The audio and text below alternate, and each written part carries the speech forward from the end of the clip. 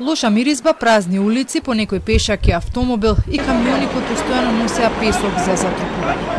Ова е денешната слика овде во Трубарево по вчерашниот голем пожар кој што ја зафати фабриката за рециклирање на електронски отпад. Граѓаните кои што ги затектавме велат дека сите се останати дома, во своите домови затворени.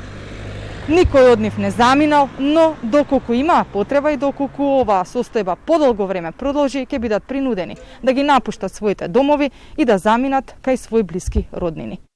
Оние кои ги сретнавме ни кажаа дека за евакуацијата слушнале на телевизија, но никој не тропнал на нивните врати за да ги праша дали сакаат да заминат.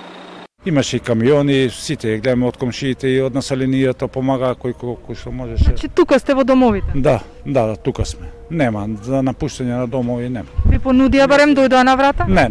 Дома сме со ќерка, дома сме со деца така да. А дали доколку потрае ваквата состојба би останали?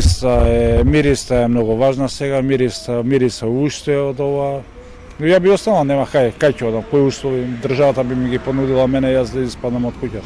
Го понудија центарот за обука, дали би заминали? Не.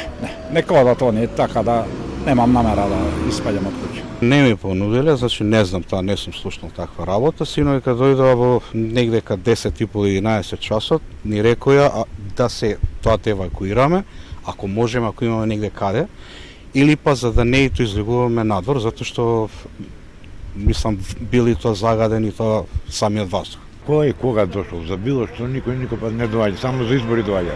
Патот кој води до местото каде изгоре фабриката беше под силно полициско обезбедување. Со посебен план за работа се пропуштаа камионите кои носеа песок за затрупување на критичните места. Од противпожарната служба вела дека 80% од работите тука се завршени.